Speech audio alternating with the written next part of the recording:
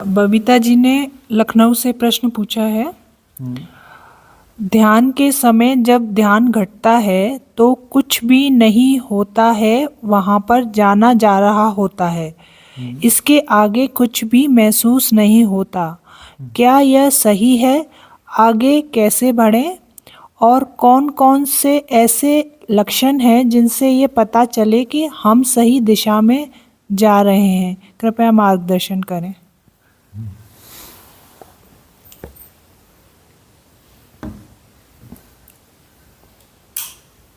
साधकों के मन में बहुत सारे संशय उठते रहते हैं। संशय उठने के बहुत सारे कारण हैं। एक कारण तो यह है कि साधना के लक्षण बताने वाले इन्फ्लुएंसर्स की संख्या जो है लाखों में हो गई है। ऐसे लाखों लोग हो गए हैं जो साधना क्या है, क्यों है, इसके बारे में बता रहे हैं। और वो सारा बताना गार्बेज है, उल्टा सीधा कुछ भी बता रहे हैं। तो वह जो बता रहे हैं वह खुद इन्फ्लुएंसर हैं। उनके जीवन में धर्म घटा नहीं है। उनके जीवन में धर्म की कोई गहराई या शुरुआत कुछ भी नहीं है। अब वह जो है तरह तरह की बातें बता रहे हैं। और अब यह स्थिति है कि साधना करने वाले लोग जो है सबको सुनते हैं। ठीक है, वो तुमके हाथ में तो शुरू में तो पता नहीं है, जो पकड़ में आएगा वही सुनेंगे। सुनते सुनते सुनते फिर वो किसी सही जगह पर पहुंच जाते हैं। अब जो है पुराने गार्बेज तो भीतर भरा पड़ा है, इन्फ्लुएंसर ने बताया हुआ है, और उनके सबकॉन्शियस माइंड के पैटर्न बन चुके हैं, धारणाएं बन चुकी हैं। अब वह धारणाएं जो हैं फिर डिस्टर्ब करती हैं। जबकि बड़ी अच्छी स्थिति है कि साधना की गहराई में यदि चले गए और वहाँ पर बाकी कुछ भी नहीं होता और सब जो हो रहा है कुछ भी नहीं होता का, तो कुछ भी ऐसा विशिष्ट जादू जंतर मंतर विशेष अनुभव कुछ नहीं हो रहा होता। लेकिन एक बात हो रही होती कि जो कुछ हो रहा है सब जाना जा रहा होता है, जैसा का तैसा, जैसा का तैसा सब कुछ जाना जा रहा होता है। तो यह स्थिति जो है ऐसी है जिसे हम संतुष्टिदायक कह सकते हैं कि सब हो रहा है और उसे जाना भी जा रहा है, जैसा का तैसा जाना भी जा रहा है।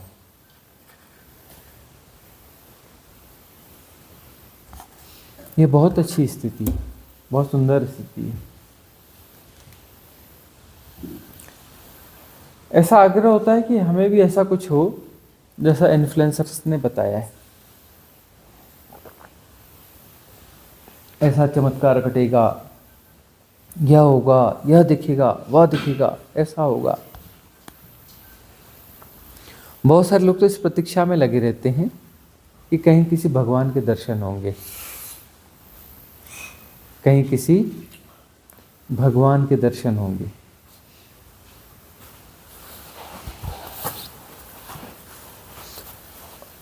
कई बार कुछ लोग मिल जाते हैं कि हमको जो है ना अपना फलाने भगवान ने दर्शन दिए, यह हुआ, वह हुआ, ऐसा हुआ, वैसा हुआ। कुछ लोग तो हमें भी फ़ोन करके बताते हैं ऐसा हुआ, फिर यह आए थे मिलने, उन्होंने ऐसा बोला, फिर यह हुआ, फिर यह आए थे, इन्होंने ऐसा कहा, इन भगवान से भेंट हुई, उनसे हमारा वार्तालाप हुआ। तो ऐसे मन के प्रोजेक्शंस जो है उनके बड़े भारी चल रहे होते हैं। प्रोजेक्शंस के बीच में फंसे हुए लोग हैं और यह अपनी बातें कहते हैं। तो जो अभी साधना की शुरुआत में है उनको लगता है ये बड़े गहरे साधक है, कुछ विशिष्ट घटा है, इनको भगवान ने दर्शन दिए, इनसे भगवान बात करने आते हैं, और ये सब मन के प्रोजेक्शन है। तो ऐसी लालसा जाग जाती है। साधना की गहराइयों में जाते हैं, उन्हें अच्छे अनुभव होने लगते हैं। पुराने साधनाएं जो हैं पिछले जन्मों की वो अनफोल्ड होने लगती हैं, वह अनफोल्ड हो रही हैं, साधनाएं अच्छी घट रही हैं। लेकिन तब भी जो है मन के पास कुछ मसाला है, वो कहता है ऐसा नहीं, ऐसा घटना चाहिए, फलाने को हुआ था ना, उसने बताया था ना, वह घटता है तब बात बनती है। ये तो अनुभव है, ठीक है, लेकिन गहरा अनुभव नहीं है। जबकि सबसे गहरा अनुभव क्या है कि कुछ नहीं हो रहा है, कोई विक्षेप नहीं हो रहा है और सब जाना जा रहा है, जानना हो रहा है, सब हो रहा है, उसका जानना भी हो रहा है। वहाँ पर कोई कृत्य नहीं है। ये सबसे गहरा अनुभव, इससे गहरा अनुभव हो नहीं सकता। लेकिन हमें ऐसा अनुभव चाहिए कि खूब प्रकाश दिख गया, है ना, या कुछ ऐसा हो गया, या फलाना हो गया, या ढिकाना हो गया। तो इस प्रकार के जो आग्रह हैं वो इन्फ्लुएंसर के माध्यम से आए हुए रहते हैं, अभी के या पहले के, कभी भी। भीतर वह धारणा है तो वह धारणा उभर के आएगी आएगी, उसकी उदीर्णा होगी होगी।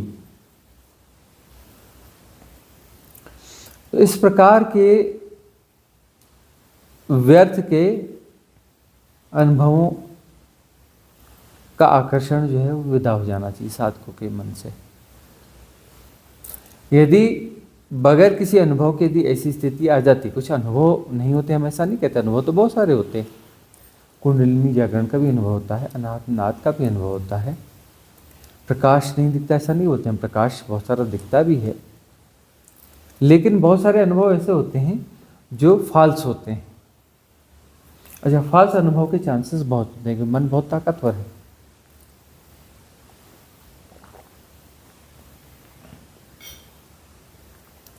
फॉल्स अनुभव कैसे भी हो सकते हैं। ऐसे बहुत सारे लोग हैं जिनका बड़ा नाम है, उनके जीवन में यह है, बोले कृष्ण ने हमको दर्शन दिए थे। उनकी कथाओं में लिखा है कि उनके जो है यहाँ रहे तो उनको कृष्ण ने दर्शन दिए, उनके साथ बात करी और ऐसा हुआ। कृष्ण कहाँ से दर्शन दे देंगे, वह तो शरीर में है ही नहीं, शरीर छूट गया, उनका भौतिक शरीर भी छूट गया, उनका जो आकाश शरीर इथरिक बॉडी भी छूट गई, उनका कॉजल बॉडी सूक्ष्म शरीर भी छूट गया, उनकी मेंटल बॉडी मनस शरीर भी छूट गया, उनकी आत्म काया भी छूट गई, उनकी ब्रह्म काया भी छूट गई, है ना, कॉस्मिक बॉडी भी उनकी छूट गई। अब वो जो है परम स्थिति में, परम स्थिति में मतलब अब वो रहे ही नहीं सेपरेशन के रूप में, अब वो तो परमात्मा ही हो गए, है ना। भगवान तो हो ही गए थे वह, लेकिन अंत समय में परमात्मा हो गए। भगवान और परमात्मा अलग अलग है, एक चीज़ नहीं है। भगवान का अर्थ है वह मनुष्य जिसके जीवन में फ्लावरिंग हो गई, और परमात्मा का अर्थ है कि वह अंतिम रूप से सारा का सारा जो मिटने जैसा था मिट गया, जो भी तादाद में आखिरी बचे थे वो सारे के सारे विसर्जित हो गए। जो भी सूक्ष्म या गहरी धारणाएं थी वो धारणाएं भी विसर्जित हो गई, चाहे वो परमात्मा होने की धारणा हो, चाहे वह समाधि की धारणा हो, शून्य की धारणा हो, कैवल्य की धारणा हो, आत्मा की धारणा हो, सारी धारणाएं जो है अंततः विसर्जित हो गई। तो अब जो है कृष्ण तो पूरी तरह से विसर्जित हो गए, मतलब परमात्मा हो गए, परिपूर्ण हो गए। अब जो है वह तो परिपूर्ण हो गए, लेकिन उसके बाद लोगों का कहना है कि वह मिलने आते हैं, उनसे बात करते हैं, उनके सपनों में आते हैं, अनुभव में आते हैं। ऐसे लोगों से सावधान हो जाना, ऐसे लोगों से दूरी बना लेना, इनसे इन्फ्लुएंस नहीं होना। समझ लेना चाहिए कि इनका मन जो है ज़्यादा शक्तिशाली है और ज़्यादा अच्छे प्रोजेक्शंस कर पाता है, ज़्यादा अच्छे प्रोजेक्शंस कर पाता है। बहुत सारे विचित्र अनुभव जो बताए जाते हैं वो सारे के सारे मन के प्रोजेक्शन होते हैं। बहुत कम ऐसी स्थितियां होती हैं जिसे हम कह सकें कि यह वास्तविक अनुभव हैं, लेकिन होते हैं, वह भी होते हैं, होते वह भी है, नहीं होते ऐसा हम नहीं कहते। लेकिन जो है व्यर्थ के अनुभवों की लालसा नहीं करना चाहिए। अनुभव की लालसा तो होनी नहीं चाहिए। किसी किसी को कोई छोटा मोटा अनुभव भी घट भी जाता है, तो उस अनुभव को वो दोहराने की कोशिश करता है। वो चाहता है कि उसकी साधना में वो अनुभव बार बार घटे। तो वो घटाने की कोशिश करेगा और घट गया तो फिर मन का प्रोजेक्शन होगा, क्योंकि वो घटाने की कोशिश कर रहा है। अरे वो अनुभव घटा था पहली बार, तुम्हारे बावजूद घटा था, तुम्हारे पास तो उसकी कोई परिकल्पना नहीं थी, हाइपोथेसिस थी नहीं, तब भी वो घट गया, और तुम्हारे बगैर ही घटेगा अनुभव। तुम अनुभव को घटाने की कोशिश करोगे, मतलब तुम चाहते हो तुम्हारे कारण से वह घट जाए, जबकि अनुभव कोई घटता है तो तुम्हारे न रहने पर घटता है। कोई ऐसी स्थिति आती है कि तुम उस समय नहीं रहते, जब तुम नहीं रहते हो तो अनुभव घट जाता है। और सारी साधना यह है कि तुम पूरी तरह से विसर्जित हो जाओ, विगलित हो जाओ, मर जाओ, मिट जाओ। मरो हे जोगी मरो, मरो मरण है मीठा, तिस मरनी मरो जिस मरनी गोरख मरी दीठा। तो तुम न रहो, मिट जाओ। जब तुम नहीं रहते तब गहरे गहरे अनुभव घटते हैं, और एक ऐसी स्थिति हो जाती है बड़ी सहज कि वहाँ पर सब हो रहा है और सब जाना भी जा रहा है। तुरिया अवस्था तो यही होगी, यदि यह अवस्था स्थायी होगी तब तुरिया होगी, और नहीं हुई तब ग्लिम्स कहलाएंगे। तुरिया अवस्था का अर्थ है कि जहाँ पर मन समाप्त हो गया, मन है ही नहीं। मन है ही नहीं का मतलब मन है लेकिन फिर वो मशीन की तरह है, यह वाला मन नहीं है, ये पागल मन नहीं है। तब वहाँ पर एक कोई इंस्ट्रूमेंट होगा, जब जरूरत पड़ेगी तो उसका उपयोग कर लिया जाएगा, जितनी जरूरत होगी उतना उपयोग होगा, और उसके बाद उसे वापस रख दिया जाएगा। रख दिया जाएगा सिंबॉलिक तरीके से हम कह रहे हैं। उपयोग करने से मन पैदा होता है, करने से मन पैदा होता है, और जब नहीं करते हैं तो मन विसर्जित हो जाता है, अमनी दशा हो जाती है। रख दिया जाता है का मतलब अमनी दशा हो जाती है। वो हमारे कृत्य का परिणाम है। हाँ, मतलब हम सहज जब कोई कृत्य कर में ये इन्वॉल्व होते हैं, सब हो रहा है, हो रहा में जब कुछ ऐसा हो रहा है जिसमें इंटरेक्शन है, तो वहाँ पर मन की जरूरत होगी। इंटरेक्शन तो मन के माध्यम से ही होगा ना। जब इंटरेक्शन होगा तो मन की जरूरत होगी, मन आ जाएगा, और जब इंटरेक्शन खत्म हो जाएगा तो मन विदा हो जाएगा, अमनी दशा हो जाएगी। लगातार मन के होने की जरूरत क्या है? जब उसकी उपयोगिता नहीं भी होती तब भी मन काम करता होता है। आश्चर्य नहीं लगता? ये जरूरत है नहीं तब भी मन काम कर रहा है, तब भी गुणा भाग लगा रहा है, तब भी विचार कर रहा है, सपने देख रहा है, कल्पनाओं में उलझा है, जब किसकी जरूरत है ही नहीं। और इररिलेवेंट, एक इधर का विचार उत्तर का, एक दक्षिण का है, एक पश्चिम का, एक ऊपर का, एक नीचे का, आपस में कोई गठजोड़ है ही नहीं, कोई गठजोड़ नहीं है, पर विचारों की श्रृंखला चलती रहती है। उसकी जरूरत है नहीं लेकिन वो चलती रहती है। और हम इस स्थिति में नहीं हैं कि उन्हें रोक पाएं। तो साधना में वो मसाला बचता ही नहीं जिसके कारण यह गति होती है। कोई ऐसे पैटर्न बचते ही नहीं है। सब कॉन्शियस माइंड जो है विसर्जित हो जाता है। तुरीय अवस्था का अर्थ है सब कॉन्शियस माइंड जो है विसर्जित हो जाता है, कॉन्शियसनेस बचती है। और कॉन्शियसनेस जब इंटरेक्ट होती है तो कॉन्शियस माइंड का निर्माण होता है। निर्माण होता है जब तक उसका प्रयोग है। जैसे ही प्रयोग समाप्त होता है तो वह जो कॉन्शियस माइंड है वो कॉन्शियसनेस में वापस समाहित हो जाता है, कॉन्शियसनेस वापस बच जाती है, चैतन्यता बच जाती है। चैतन्यता जब इंटैक्ट होती है तो उस इंटैक्ट होने से मन पैदा होता है।